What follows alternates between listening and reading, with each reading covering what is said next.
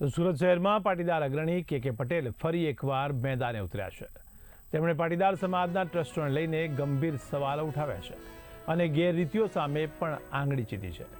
મહત્વનું છે કે પાટીદાર સમાજના નામે માલેતુજારો પોતાનો સ્વાર્થ સાધી રહ્યા છે અને સરકારે સમાજ માટે કરોડો રૂપિયા આપ્યા છે, પરંતુ તેનો કોઈ જ હિસાબ નથી। ત્યારે ગેરમાર્ગે દોરનાર અને માલિકીપણું લઈને બેસેલા ટ્રસ્ટીઓ સામે કાનૂની કાર્યવાહી થવી જોઈએ તેવી માંગ કરાઈ છે અને જે ટ્રસ્ટીઓ મૃત્યુ પામે છે તેમના નામ કમી કરીને નવી પેઢીના નામ લેવામાં આવવા જોઈએ, પરંતુ તેવું થઈ રહ્યું નથી તેવી વાત પણ કરવામાં આવી છે।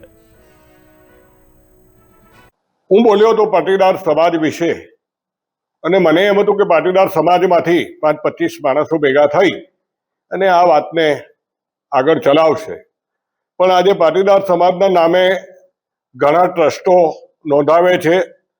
માલતુજા લોકો, જે સમાજના પૈસાદાર માણસો, અને સમાજના નામે ટ્રસ્ટો બનાવી અને તેને સમગ્ર પાટીદાર સમાજનું નામ આપે, અથવા તો ફલાણું ઢીકણું એવું નામ આપે, અને ધીરે ધીરે એ ટ્રસ્ટ મોટું થાય પછી એ કોઈકની સાથે બેસી જાય ને કોઈનું દલાલ બની જાય, અથવા તો ગેરરીતિ એમાં ઉત્પન્ન થાય, એટલે એ ચાલી ન શકે।